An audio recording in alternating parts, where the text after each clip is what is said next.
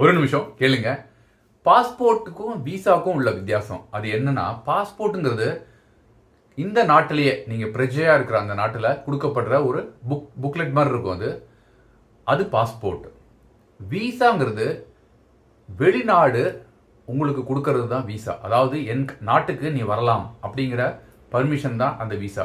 அதிலே விசாலே நிறைய விதங்கள் இருக்கு. வேலைக்கு போகிறதுக்கு, படிக்கிறதுக்கு, இல்லை அந்த நாட்டு பிரஜையாக மாறுறதுக்கு அப்படின்னு பலவிதப்பட்ட விசாக்கள் இருக்கு. முக்கியமாக நீங்கள் தெரிஞ்சிக்க வேண்டியது நம் நாட்டோட அடையாளத்துக்காக உள்ளது. அதாவது அந்தந்த நாட்டுக்கு உள்ள அடையாளத்துக்காக இருக்கிறது தான் அந்த பாஸ்போர்ட். ஃபோட்டோ, உங்கள் கையெழுத்து, நீங்கள் எந்த பகுதியிலேருந்து வரீங்க, அது எல்லாமே இருக்கும் அதில். ஸோ விசாங்கிறது வெளிநாடு உங்களுக்கு கொடுக்கறது.